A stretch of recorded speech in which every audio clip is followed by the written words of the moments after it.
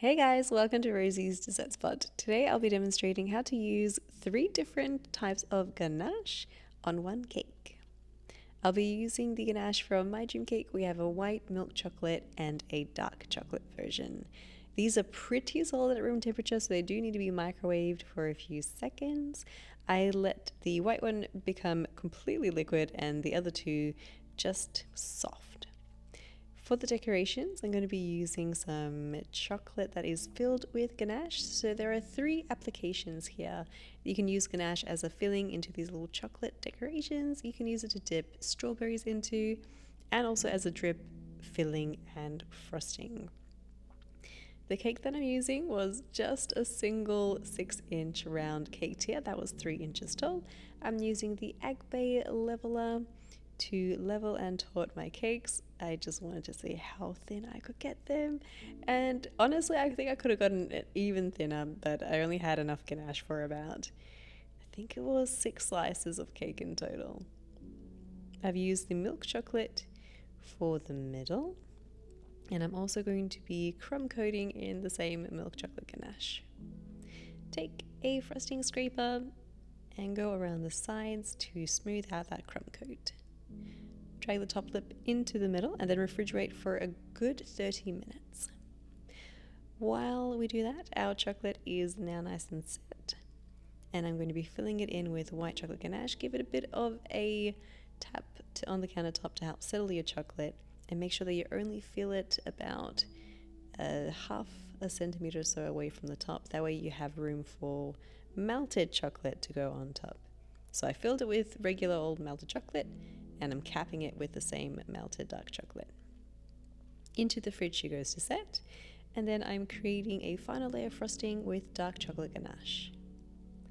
Smooth it out, bring the top lip towards the middle, and if you want even sharper edges, I'd recommend popping it into the fridge and cutting off the top layer, so the little lip that you saw there.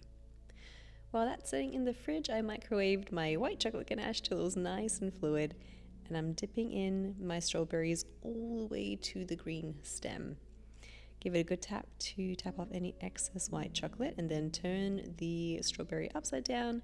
Give it a tap so that little dimple settles back down onto some baking paper, and within a couple of minutes that should set nice and solid to the touch.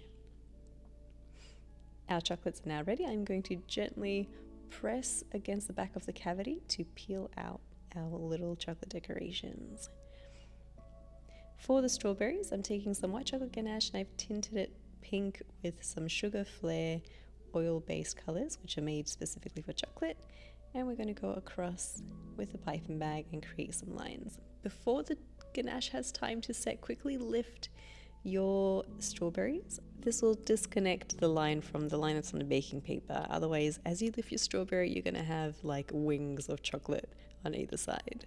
For the top, I'm creating a drip effect using what was left over from our white chocolate ganache, creating a puddle in the middle and then dripping down the sides. This was a little bit on the thicker side. I could have probably reheated in the microwave. Give it a bit of a shake to settle, and this kind of created a double drip layer effect.